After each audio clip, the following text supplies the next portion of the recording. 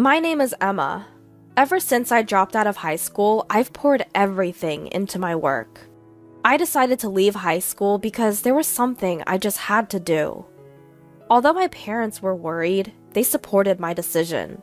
I believe that I am where I am today because of their support. Recently, my parents, to whom I am deeply grateful, told me that they are considering letting go of our family home. This home is a single-family house that was handed down from my grandparents. It has been renovated over the years, but as it has been used for many years, it has started to show signs of wear and tear. With my parents getting older, they are considering moving to a barrier-free apartment and demolishing the family home. Indeed, I realized that our old home was indeed old, and so I proposed to my parents that we live together. I may get married eventually, so we might not be able to live together for long. However, I wanted to give back to my parents who had supported me without denying the decisions I made when I was young. So my parents and I moved into a new apartment. We now have more rooms than we did in our old house, and since we live on a high floor, my parents are delighted, saying, "The view is great, and we even have a hobby room." Then one day, while I was living peacefully with my parents, I got a call from my younger sister, Jane. Jane and I have not been on good terms for a long time. That's because she feels ashamed of me. When I decided to drop out of high school, Jane was furious. "Why are you quitting high school, Emma? I don't want any of my friends to find out that my sister dropped out of high school because it's embarrassing. From now on, pretend we don't know each other." Although Jane and I went to different high schools, it seems that me dropping out of high school was something to be ashamed of for Jane. Jane is a very hard worker and attended a higher ranked high school than I did, so she has always looked down on me. Jane, whose favorite phrase is, "Emma is stupid," made fun of me at the time, saying, "There's no way you're going to succeed in what you want to do. You can't even understand that, Emma, because you're stupid." I was tired of hearing Jane tell me almost every day that you're causing trouble for our parents by dropping out of high school, so you should leave. So as soon as I started earning money from part-time jobs after dropping out of high school, I left home. After 10 years have passed since then, and Jane had also left home. There was no communication between Jane and me, and since Jane started living alone in college, it seems she has not been in touch with our parents much either. When our parents decided to demolish our family home, they apparently consulted not only me, but also Jane. However, Jane just said, "I don't care about that old house. Do whatever you want." My parents were racking their brains, wondering, why did Jane turn out like that? So when they got a call from Jane, they were surprised. According to Mother, who answered the phone, it seems that Jane got married without telling our parents anything. "So you've decided to live in a condo, right? We'll come visit with your husband sometime. Show us around." With these words, it was revealed that Jane was married. My parents, who had no clue, seemed quite surprised, but Jane herself casually shrugged it off, saying, "Didn't I mention it?" It was also revealed that Jane wasn't planning on having a wedding ceremony, which felt quite off. Jane was a girly girl who, since her childhood, had always dreamt of being a princess. She had even talked in detail about the kind of dress she wanted to wear at her wedding. It was quite strange that someone like her would get married without having a wedding ceremony. I wondered if her husband didn't have much money, but according to Jane, her husband worked at the same company as her. The company where Jane works is a well-known corporation, recognized by everyone nationwide. If he was working at such a company, he should have enough money, which made it even more mysterious. Finally, the day came when Jane visited her parents' house. "Wow, such a large and clean room. The view is amazing." "Excuse our intrusion." Jane's husband, left standing, greeted as Jane, without any hesitation, began to explore each room, even though it was her childhood home. Jane's husband is named Scott. He is a fresh-faced man with an expensive-looking watch on his wrist. What was strange was that, despite his very proper appearance, he didn't meet our eyes at all. After introducing himself to the parents, Scott was exploring the rooms without any restraint, just like Jane. Your parents are amazing. The station is close, and there's a shopping mall just around the corner. You moved to a great place. Yeah, all thanks to Emma. When my mother smiled at me, I humbly replied, it wasn't a big deal. To which Jane made a deliberately mean face, saying, really? You have an older sister? I didn't notice. I never thought that such a beautiful and expensive-looking room would have an older sister living here. Huh? Jane, Emma is not freeloading. My father was about to explain, but Jane ignored him. Pointing at me, she beckoned Scott over. Hey Scott, do you believe this ugly woman is my sister? This is Jane's sister you've been talking about? I didn't realize because you two look nothing alike. Suddenly mocked by Jane and Scott, I stood dumbfounded. My mother scolded, Jane, what are you saying? But Jane didn't seem to care. My sister couldn't even graduate high school. She's not the brightest. There's a big difference between us, you know. We, who have graduated from a state university. I was shocked when I heard that Jane's sister couldn't even properly graduate high school, but it seems like it's true. If she had someone like this in her family, it's no wonder Jane would be embarrassed. Laughing together, Jane and Scott opened the door to my room as they continued their conversation.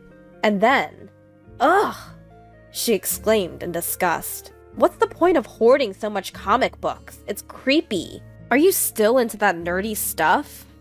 My room's walls are covered with comic books, because I'm a comic book artist. The reason I dropped out of high school was because I wanted to dedicate myself entirely to comic books. Jane is the type that feels disgust towards such subcultures, what we'd call extroverted. Just like how Jane can't understand why I, being introverted and passionate about comics, I can't understand why Jane applies her mascara so heavily. Well, I'm a comic book artist. These are all my references. You're probably not even a successful comic book artist, are you? You're still mooching off mom and dad. It's disgraceful. Just get out already. Confused by what she was saying, I instinctively replied, what? So just get out! Scott and I are going to be living in this house from now on. What? Jane, I've heard nothing of this. Mother and father both exclaimed in surprise. Ignoring their shock, Jane laughed snidely. Scott and I will take care of mom and dad. You're no longer needed, so get out. Aren't you embarrassed to still be mooching off them? Not only are you ugly, but you're also stupid. At Jane's words, Scott just chuckles. Holding back an angry mother, I said, all right. Jane and Scott's attitude had not only upset my parents, I was furious too. I wouldn't let them get away with this. I decided to give in to Jane's demand. All right, I'll move out in a few days, and you and Scott can live here. But remember, I'm not giving you any money. Sure. Bye, sis. Please, move out as soon as you can. After having their say, Jane and Scott headed home. The next time we come, it'll be to move in. They triumphantly told my parents before leaving. My parents told me, there's no need for you to move out.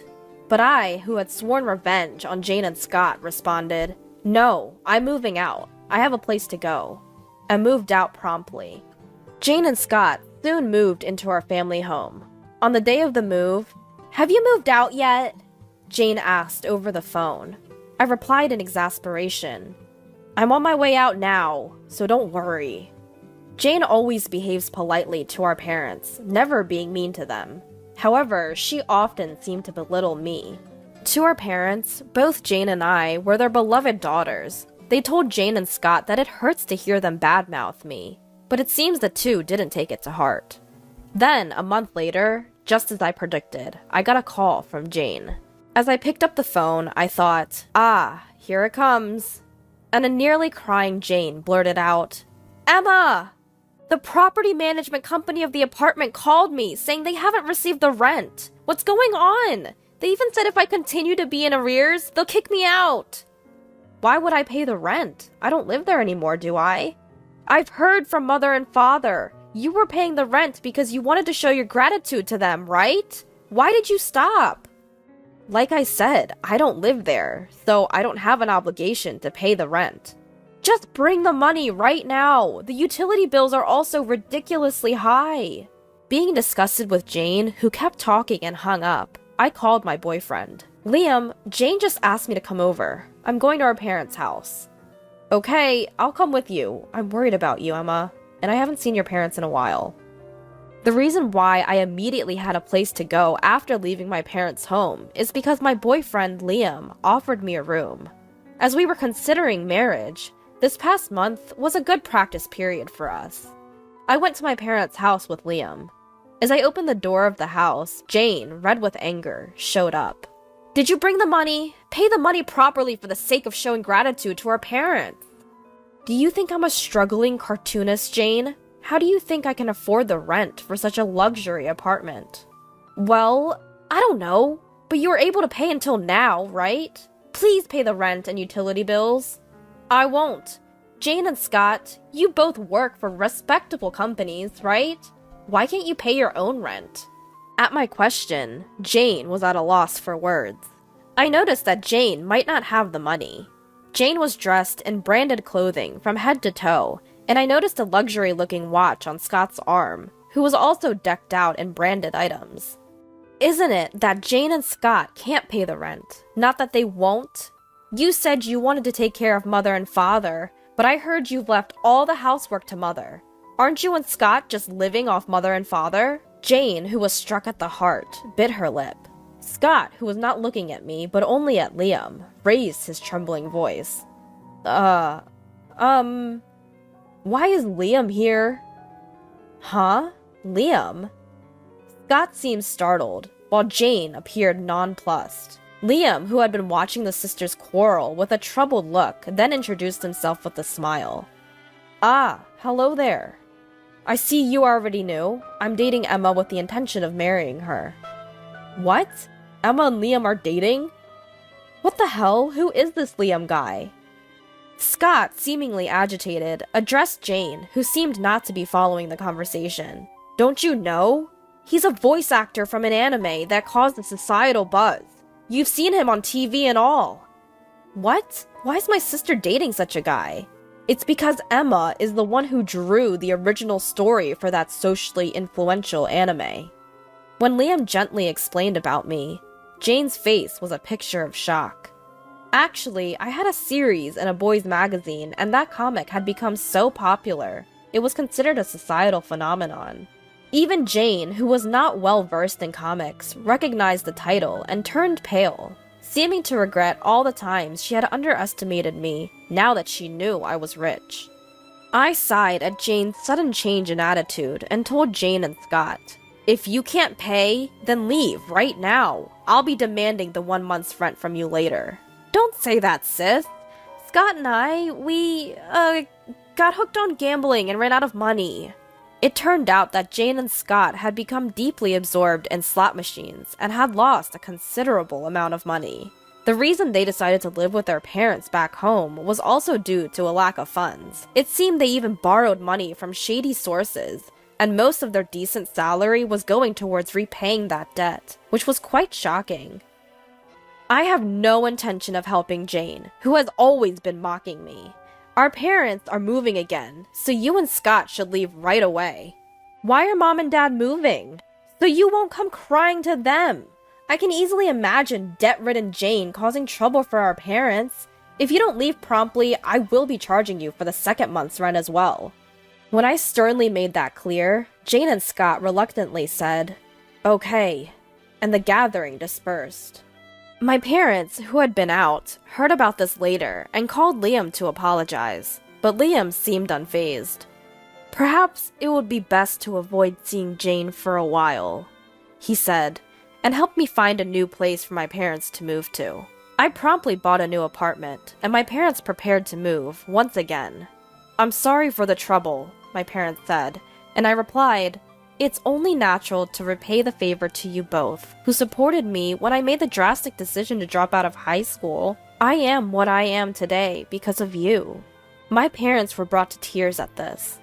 Jane and Scott seemed to be struggling with debt repayments even after that, but I had no obligation to show mercy, so I demanded full payment for the 1 month's rent and utilities I had fronted. But Jane and Scott didn't pay back the money and stopped answering their phones, so I called their workplace directly and finally received the payment. However, this caused everyone at their company to find out about the debt-ridden couple, Jane and Scott. Apparently, they can't quit their jobs because they need the money, and they continue to work, feeling quite uncomfortable. Afterwards, I married Liam. Our parents gave us their blessings, and we've been leading a happy life. Although I've cut ties with Jane and Scott as blood-related siblings, I wish for them to live strong.